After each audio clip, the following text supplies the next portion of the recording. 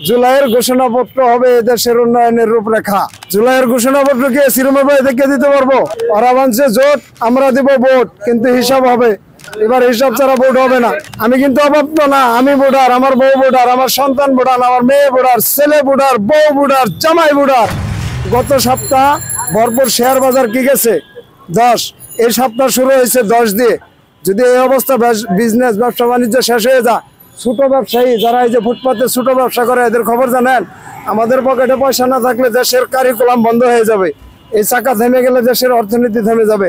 তারা কিন্তু আমাদের নিয়ে কোনো চিন্তা করতেছে না। আমাদেরকে এমন একটা পলিসি দিয়ে দিছে, এখন আমরা রীতিমতো যাত্রী নিয়ে মারামারি করতেছি। এনে চালকগুলো আছে জিগান, ওই মেট্রোর অন্য জায়গায় একটা মেট্রো ট্রেন আয়া দাঁড়ায়, তখন রিক্সা চালক এবং অটো চালক বনাম কিভাবে যাত্রী নিয়ে টানাটানি করে। এটা একটা স্বাধীন দেশের মাঝখানে যদি এভাবে কর্ম নিয়ে আমরা লড়াই করি, আর আপনারা বিদেশ যায় এরা কি করবেন?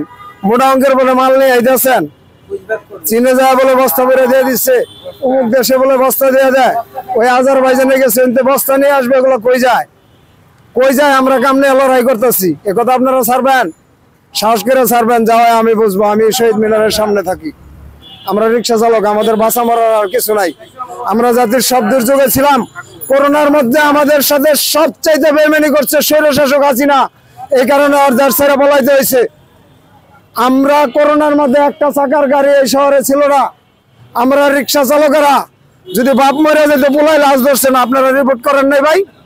আমরা এই রিপোর্ট নিয়ে ওই নিরুসাইন আগারগাঁও, মুগদা মেডিকেল, কোন মেডিকেল জেনারেল হাসপাতাল, ঢাকা মেডিকেল আসি নাই, রুগী টানে নাই, ওই সময় জরুরি ব্যবস্থা যোগাযোগ করে নাই। অথচ স্বৈর শাসক কি করছে জানেন? পুলিশ আর ডাক্তাররা করছে করোনা যুদ্ধ, আর আমাদের বাদ দিছিল। আল্লাহ কিন্তু আছে, আল্লাহ আছে। এই গরিবের অন্তরের কথা আল্লাহ ঠিকই বুঝছে। দেখেন গত বছর এই দিনে উনি প্রধানমন্ত্রী ছিল, এই বছর কই? কোথায় আছে উনি? এখন পলাতক আসামি।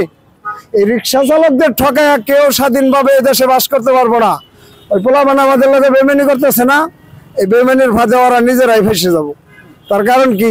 আমরা তো ওদের পাশে সহযোগিতায় ছিলাম, আমাদের তো এমপি হওয়ার লোক ছিল না, আমরা তো চাকরি প্রত্যাশী ছিলাম না। আমি কোটা প্রত্যাশী?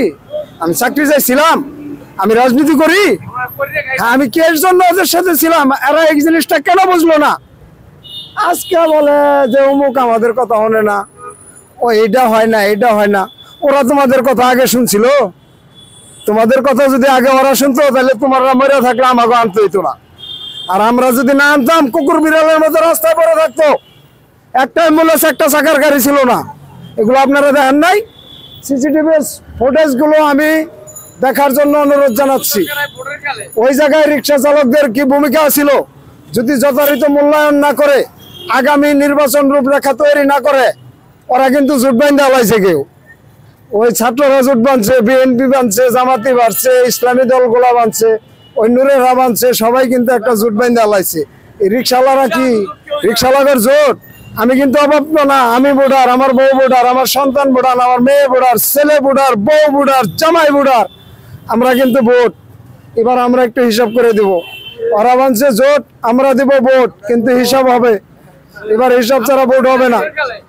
আমরা রাষ্ট্রীয় ব্যাংকের অর্থের হিসাব করব, এবং স্বাধীন দেশের ভূমির কি ধরনের রূপরেখা করে তারা নতুন সংস্কার করবে, এটা দেশবাসীর সামনে ক্লিয়ার না করে যে ধরনের তালবাহানা তৈরি করছে, এই তালবাহানার অন্য জবাব আমরা দিয়ে দিব।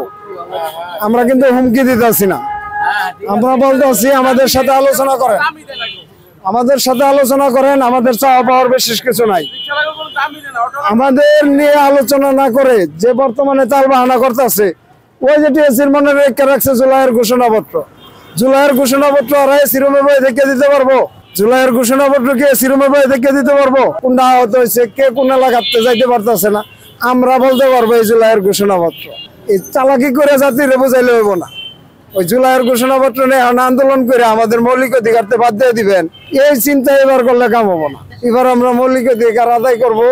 জুলাইয়ের ঘোষণাপত্র হবে এদেশের উন্নয়নের রূপরেখা। আগামী বাংলাদেশ কিভাবে চলবে, ওইটা ওই জুলাইয়ের ঘোষণার ভিতরে রূপরেখা থাকবে। ওই আলী রিয়াজদের সংবিধান আমরা মানবো না। ওই ডক্টর কামালের সংবিধান মান্য 54 বছর অবহেলিত ছিল এই রিক্সা চালক।